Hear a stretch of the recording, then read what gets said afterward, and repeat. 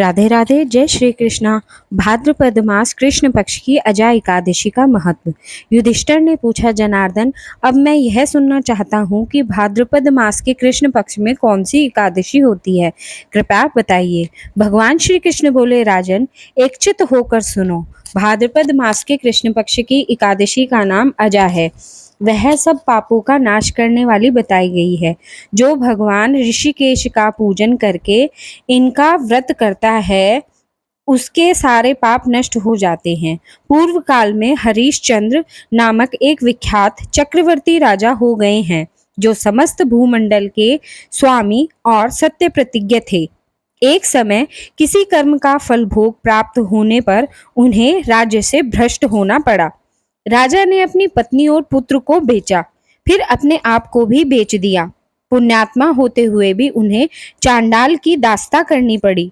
वे मुर्दों का कफन लिया करते थे। इतने पर भी नृपश्रेष्ठ हरिश्चंद्र सत्य से विचलित नहीं हुए। इस प्रकार चांडाल की दास्ता करते उनके अनेक वर्ष व्यतीत हो गए। इससे राजा को बड़ी चिंता हुई।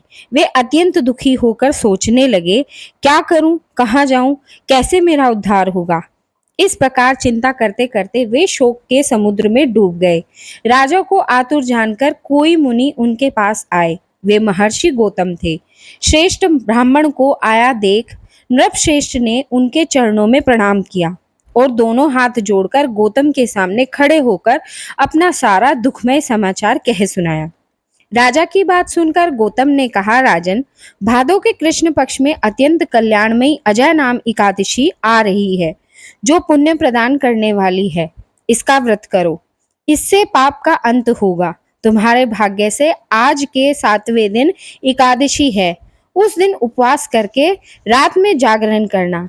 ऐसा कहकर महर्षि गौतम अंतर्ध्यान हो गए। मुनि की बात सुनकर राजा हरिश्चंद्र ने उस उत्तम व्रत का अनुष्ठान किया। उस व्रत के प्रभाव से राजा सारे दुखों से पार हो गए। उन्हें पत्नी का सन्निधान और पुत्र का जीवन मिल गया। आकाश में दुंदुभिया बज उठी। देवलोकों से फूलों की वर्षा होने लगी। एकादशी के प्रभाव से राजा ने अकंटक राज्य प्राप्त किया और अंत में वे पुरजन तथा परिजनों के साथ स्वर्गलोक को प्राप्त हो गए। राजा युधिष्ठिर, जो मनुष्य ऐसा व्रत करते हैं वे सब पापों से मुक्त हो स्वर्गलोक में जाते हैं। इसके पढ़ने और सुनने से अश्वमेध यज्ञ का फल मिलता है। राधे राधे। जय श्री कृष्णा।